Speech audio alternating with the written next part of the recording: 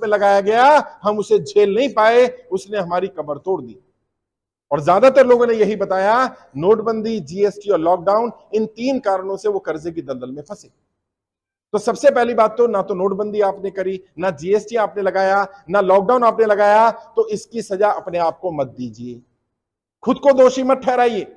जो लोग आत्महत्या कर रहे हैं या गलत कदम उठा रहे हैं, मैं उन सबसे रिक्वेस्ट करता हूं, हाथ जोड़ के विनती करता हूं, इसमें आपकी गलती नहीं है, इसकी सजा अपने आप को मत दीजिए। अब ये तो समस्या है, समाधान क्या है?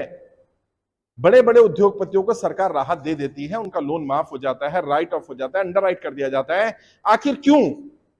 और आम जनता को राहत क्यों नहीं मिलती? इसकी जड़ में जाओ।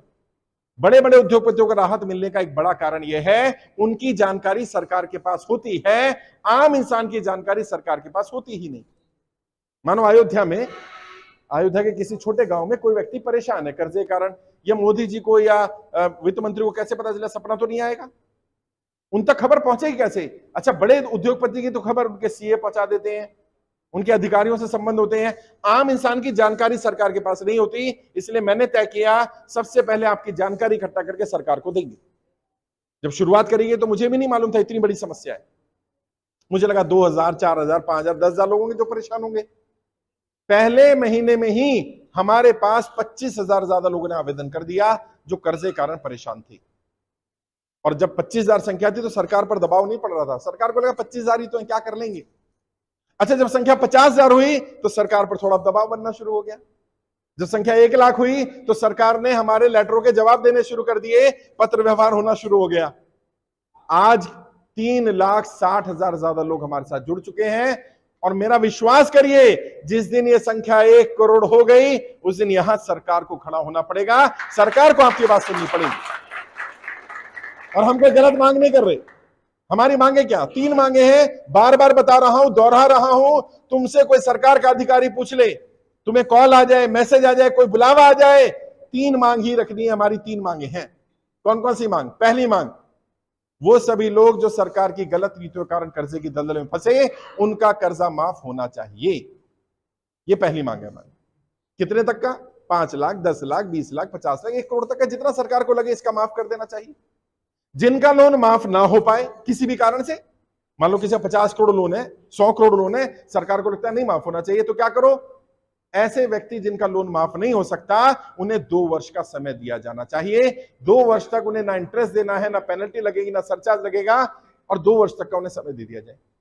और ये कोई नई बात नहीं है। अभी गौतम अदानी जी को 12,770 करोड़ रुपए का लोन अंडरराइट कर दिया गया। अंडरराइट का मतलब पता है क्या है? गौतम अदानी जी के पास जब पैसा होगा तब वो दे देंगे। अरे भैया, तो हमें भी वही वाली फैसिलिटी दे दो, क्या दिक्कत है? और तीसरी हमारी मांग, वो व्यक्ति जो दुनिया में नहीं रहा, जो एक्सपायर कर गया, उसने लोन लिया था, उसका लोन इंश्योर्ड था नहीं था, उनका लोन तो माफ होना चाहिए।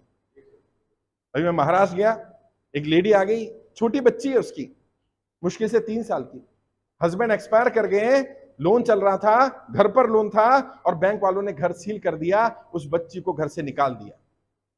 अब सोचिए, जिसके पिता से सर से पिता का साया भी चला गया, उसके सर से छत भी छीन ली जाए।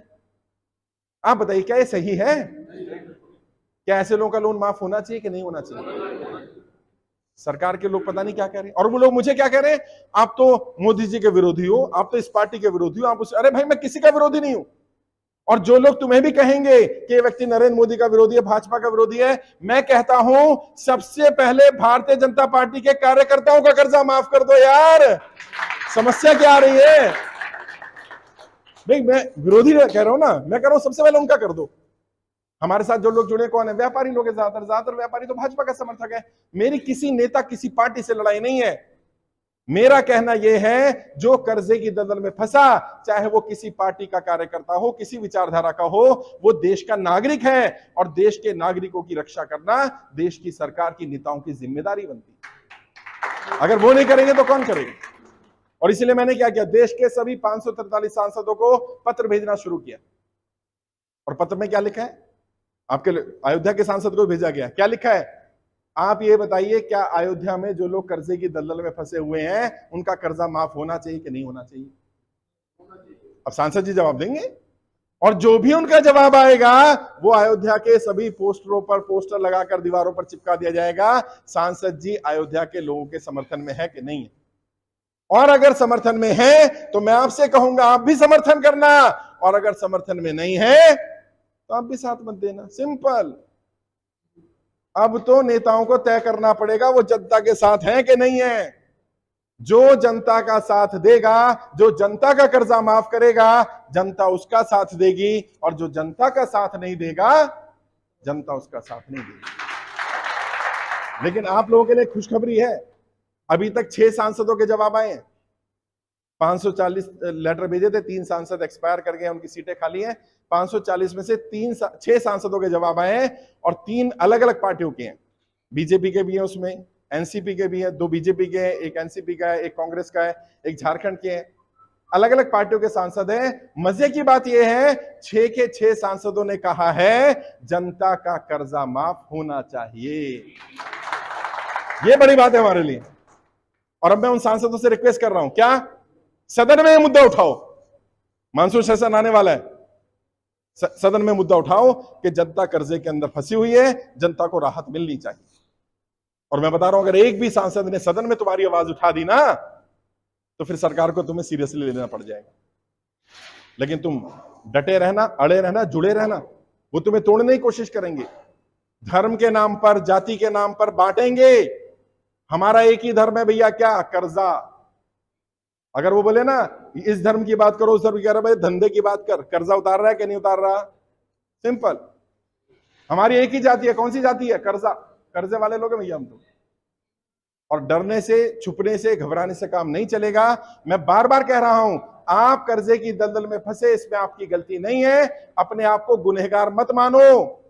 तुमने कोई पाप नहीं कर दिया, तुमने कोई अपराध नहीं कर दिया कर्जा लेकर के। कर्जा लोग पहले भी लेते थे, आगे भी लेते रहेंगे। कर्जा लेना अपराध नहीं है। समस्या क्या आई? कमाई के साधन नहीं रहे। लोग मुझे कहते हैं आप तो डिफॉल्टरों का साथ दे रहे हो। मैं कहता हूं डिफॉल्टर नहीं है। मुझे एक भी व्यक्ति ऐसा नहीं मिला जो कहता मैं पैसा चुकाना नहीं चाहता। और मैं आप सबसे पूछना चाहता हूं, क्या आप पैसा मारना चाहते हो? चुकाना चाहते हो ना? समस्या क्या है? कमाई नहीं है। मुझे लोगों ने कहा कि सर कोई कमाई का साधन मिल जाए, 2 साल का समय मिल जाए, एक एक व्यक्ति की एक एक पाई चुकाना चाहता हूं, मैं पैसा मारना नहीं चाहता। समस्या क्या आ रही है? कमाई का कोई साधन ही नहीं है। अब जिनकी नौकरियां छूट गई, जिनके व्यापार बंद हो गए, और मैं नाम नहीं लूंगा, सरकार के एक बड़े मंत्री पता है क्या कह रहे हैं? वो कहते हैं भारत में लॉकडाउन का लॉकडाउन से जो कोरोना का असर आया वो इंपैक्ट पड़ा ही नहीं। अरे लॉकडाउन का असर नहीं पड़ा भारत में? जाकर के तो देखो, एक एक मार्केट में जाओ, और मैं कहता हूं किसी भी अयोध्या की किसी मार्केट में चले जाओ, व्यापारी से पूछ लो 5 साल पहले कितना व्यापार था, आज कितना, बता देगा यार। सच्चाई क्या है? कर्जा एक ऐसी बीमारी बन गई है कि सहा भी ना जाए और कहा भी ना जाए। किसको कहें जाकर? रिश्तेदार को नहीं बता सकते, पड़ोसी अड़ोसी को नहीं बता सकते, जानकार को नहीं बता सकते, यहां तक कि हस्बैंड वाइफ को और वाइफ हस्बैंड को नहीं बता सकते। पता चला छोड़ ना दे, ये तो कर्जे में फंस गया, इसके पास तो कुछ बचा ही नहीं है। कर्जा एक ऐसी बीमारी बन चुका है, रिश्तेदार को अगर पता चल जाए ना भाई साहब आप कर्जे की दलदल में हो, रिश्तेदार बताना बंद कर देता मेरा रिश्तेदार है। इतनी बड़ी बीमारी। और ऐसे समय में जब हमारी बात कोई सुनने वाला नहीं है, तो मैंने तय किया मैं तुम्हें जोड़ूं, इकट्ठा करूं।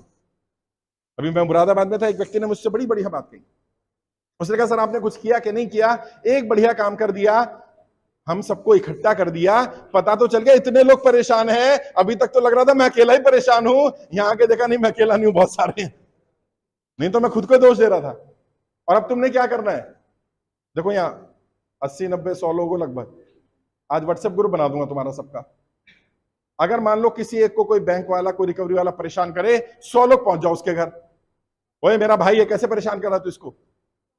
भाई साहब किसी की हिम्मत नहीं है कोई तुम्हें परेशान कर दे। समस्या क्या? तुम अकेले अकेले अपनी लड़ाई लड़ रहे हो। अकेले अकेले अगर अपनी लड़ाई लड़ोगे तुम सफल नहीं हो पाओगे। बेहतर क्या होगा? संगठित होकर के अपनी लड़ाई लड़ो। वो कहानी सुनी ना बचपन में, एक लकड़ी होती है, कोई भी तोड़ देगा, लकड़ी का गट्ठर बनेगा तो कोई तोड़ नहीं पाएगा। इकट्ठे हो जाओ। और हमारी किसी से लड़ाई नहीं, किसी पार्टी, किसी नेता से दुश्मनी नहीं। हमारी तो एक ही मांग है, जो जनता का कर्जा माफ करेगा हम उसका साथ देंगे, जो जनता का कर्जा माफ नहीं करेगा हम उसका साथ नहीं देंगे। और जो अभी बताया गया जंतर मंतर पर हमने एक दिन का साकेतिक भूख हड़ताल रखी। आपने कार्यक्रम देखा होगा लाइव, क्या जबरदस्त कार्यक्रम, मतलब हजारों लोग पहुंच गए। मैंने मना किया था कि दिल्ली से बाहर से लोग ना आए, फिर भी हजारों लोग दिल्ली से बाहर से पहुंचे और सरकार पर दबाव पड़ा। और उस दिन हमने सरकार को अल्टीमेटम दे दिया, एक डेट तय कर ली, इसी महीने की 30 तारीख, आपको पता होगा 30 जून 2023 तक का सरकार को समय दिया गया है। भारत सरकार इस पर संज्ञान ले कि क्या वो जनता का कर्जा माफ करने के बारे में सोच रहे हैं कि नहीं सोच रहे। अगर सरकार नहीं सोचेगी तो फिर हम जनता के बीच में जाएंगे और जनता को बताएंगे कि जो सरकार तुमने चुन करके भेजी वो तुम्हारा साथ नहीं देना चाहती, अब तुम तय करो तुम्हें क्या करना। और करना पड़ेगा, सरकारों पर दबाव डालना पड़ेगा। मैं एक पॉलिटिकल ट्रेनर हूं, मैं जानता हूं नेताओं की नब्ज क्या है। नेता एक ही भाषा समझते हैं, वो भाषा है वोट की भाषा। जब उन्हें लगता है उनका वोट बैंक खिसक रहा है, जब उन्हें लग रहा है उनके लोग उनके साथ से हट सकते हैं, तब वो तुम्हारी सारी बात मान लेंगे और वोट किसी को भी दे देना।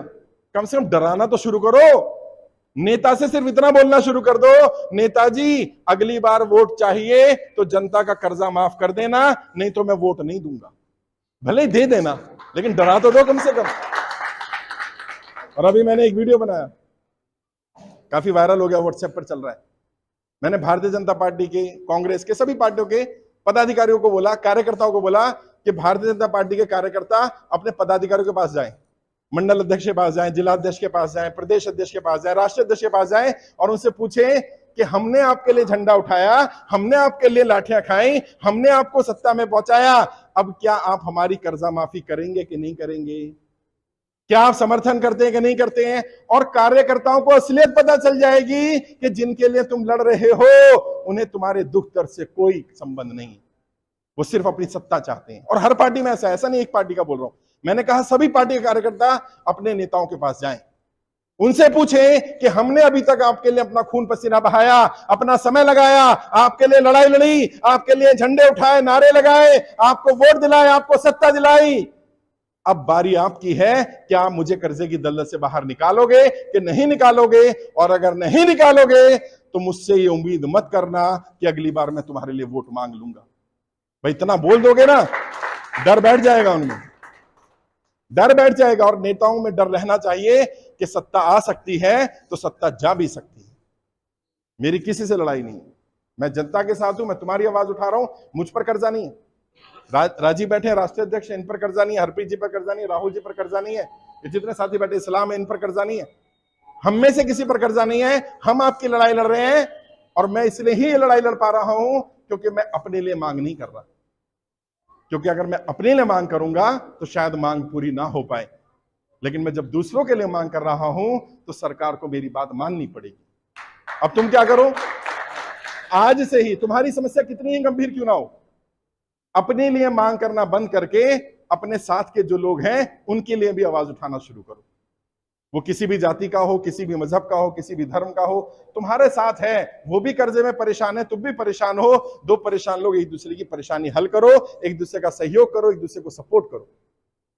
आधा दर्द तो तभी दूर हो जाता है जब तुम उसका दर्द सुन लेते हो। यार उसकी समस्या सुनो तो सही, आखिर समस्या है क्यों, कारण क्या है, कैसे समस्या का समाधान हो सकता है। जब तुम उससे बात करोगे तो कोई ना कोई रास्ता जरूर निकलेगा।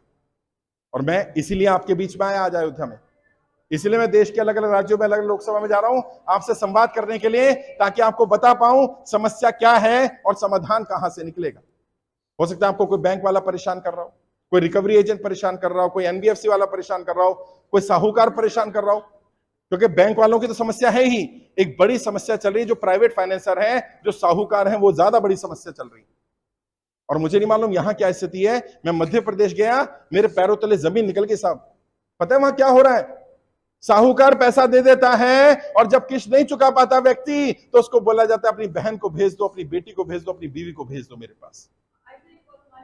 बहन बेटियों की इज्जत के साथ खिलवाड़ हो रहा है साहब। ये समस्या इतनी ज्यादा गंभीर है, मैं बता नहीं सकता, आंखों में आंसू आ जाते हैं, रोना आ जाता है, लोगों की स्थिति देखी नहीं जा रही है। और ये सरकार में बैठे लोगों को लगता है कि ऐसे